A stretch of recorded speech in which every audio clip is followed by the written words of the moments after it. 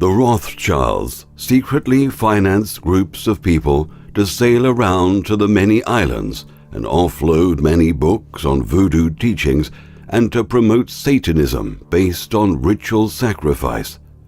This was nothing more than a mind control program, which was a fabrication and corrupt form of voodoo and Satanism. Today, they still practice this sick, twisted form of voodoo and sacrifice, which has brought poverty and sickness to the people of these islands. By cutting a people off from their heritage, their customs, their culture, and replacing it with anti-life destructive lies, this is a giant step to genocide. The Rothschilds were involved not only with banking, but also with the international drug trade as well, which began in 1606. The Queen of England, Elizabeth I, allowed the illegal opium trafficking from India to China. The shipping company in India profited a lot, not just from drug trafficking, but from slave trafficking as well. During the 1880s, the Sassoon family, who became the Rothschild of the Far East, was granted opium monopoly rights because Britain wanted to distance itself from the drug trade. David Sassoon was the agent who shared what he profited from with Queen Victoria. When hundreds of chestloads of addictive drugs were destroyed and opium was banned in China, Sassoon and Britain retaliated by stealing and making the island of Hong Kong the British international drug trade and forcing the entire nation into drug addiction. Albert Sassoon, the son of David Sassoon, was the one who spread the illegal opium trade in China and Japan and was then knighted by Queen Victoria in 1872. When Sir Albert Sassoon married Aline Caroline Rothschild in 1887, the pirated fortunes of the Sassoon drug cartel and the Rothschild banking money cartel both joined forces together. Today, nothing has changed.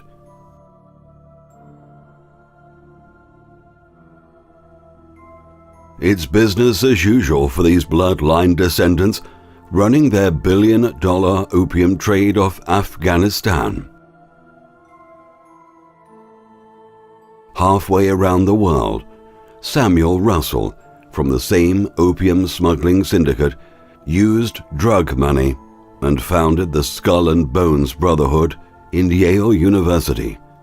They financed exclusive members into political power positions in the U.S. Supreme Court, the White House, which is the biggest whorehouse in the country, and the CIA, where George Bush became the CIA director. Heroin was smuggled into America inside the body bags of dead American soldiers. By the end of the 1960s, 1/3 of U.S. soldiers in Vietnam and close to 1 million Americans were hooked on heroin. In the 1960s, the CFR had a month-long meeting, and the topic was which country should create the future global culture. They decided that Hollywood would basically create the culture for the world, backed up by the musical industry. The cabal wanted to turn the youth of America onto all these drugs, including LSD and hashish. Celebrity anti-war activists like Aldous Huxley, Timothy Leary, and Bertrand Russell sold American youth on acid rock. Their financing came from the Wahlberg Banksters and IPS, Institute for Policy Studies. Over 100 million dosages of LSD that hit the streets of America were purchased by Timothy Leary and Alan Dulles through the Sandoz Pharmaceutical Company in none other than Switzerland.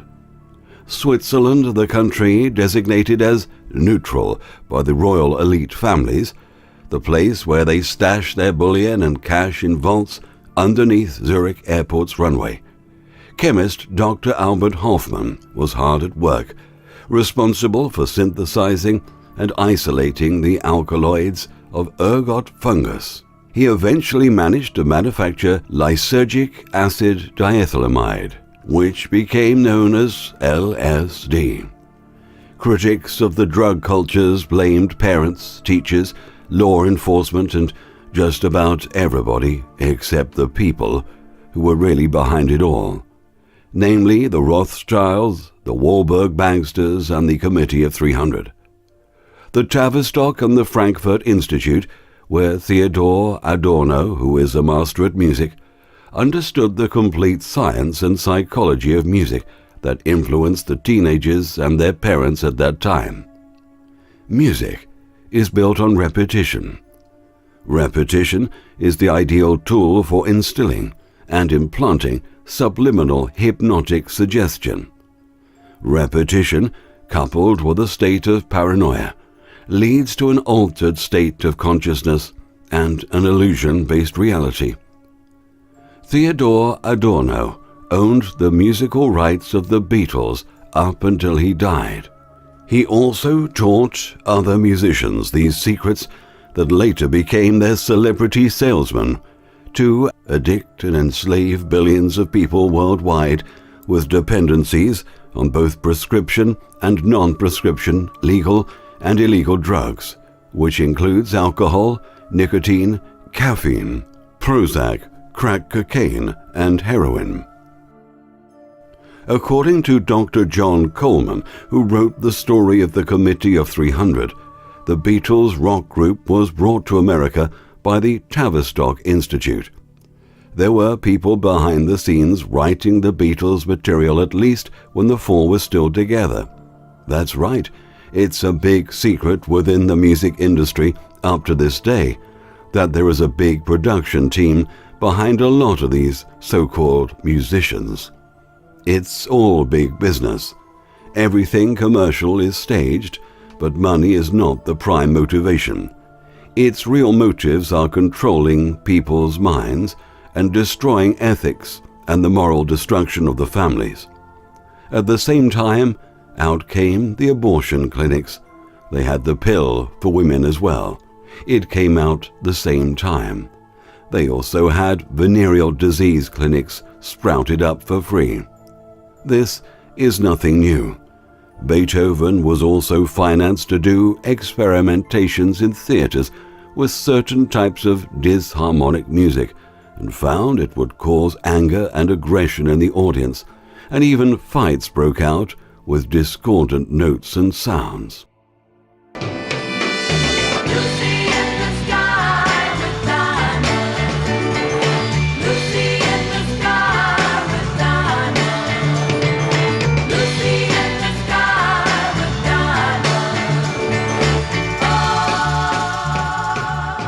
Lucy in the Sky with Diamonds, which was distributed throughout every university in Europe by the garbage bagful. It was thrown over university walls from limousines to get it all started. John Lennon in later years knew he was being used and rebelled against the establishment by promoting peace. Unfortunately, he was taken out, along with many, many others, including Morrison, Hendrix, and Michael Jackson.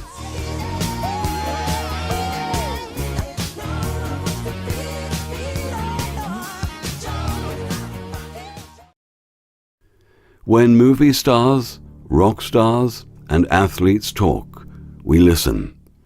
We think that they are the most important people in the world. That is why they're paid millions of dollars. The public grovel at their feet. The general public are so dumbed down and brainwashed into worshipping elitism instead of knowing the real power they possess, and they are the real stars.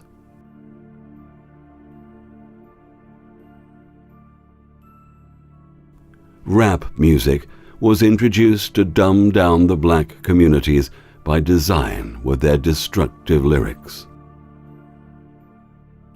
Aleister Crowley, who worked for MI5 or 6 to help promote all this mind control propaganda agenda, to conflict with natural law.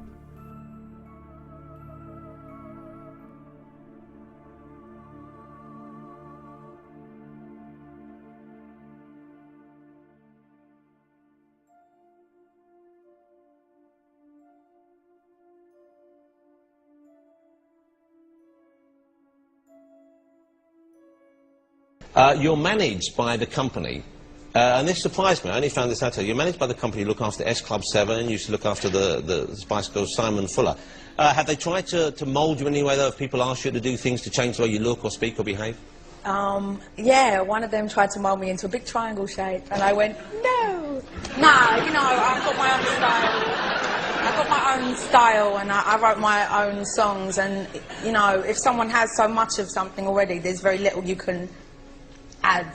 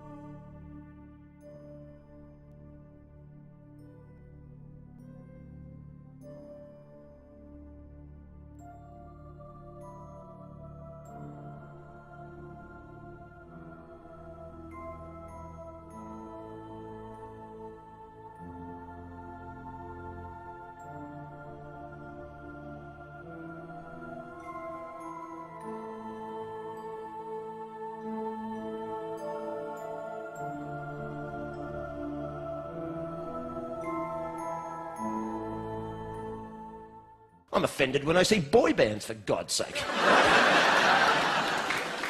It's a valid offence, I'm offended. They're corporate shills posing as musicians to further a modelling career, and frankly, I'm disgusted. Right?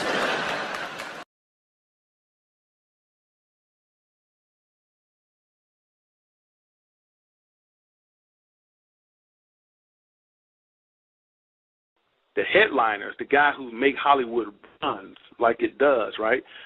Bring her to the upper penthouse tomorrow. So she thinking she getting ready to sign a contract. No, they want to pop her in her ass. And this is how they get down. They call it gravy. If you do get hurt, well, that's just gravy. Now, everybody, other people may know you from Gravy and your music career.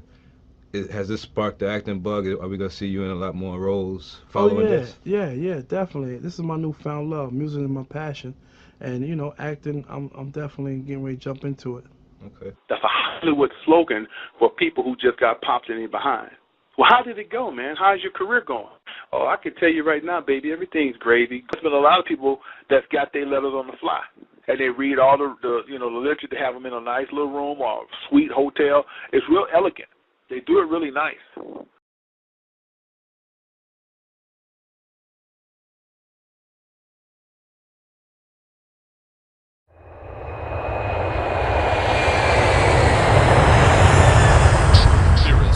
House of Wisdom.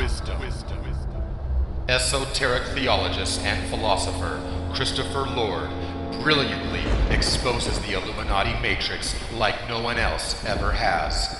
Mind-blowing, cutting-edge discoveries that will crush every foundation you stand on. And before you call it crazy, you better do your research, because you don't want to have to pull your foot out of your mouth later. Remember, truth is stranger than fiction.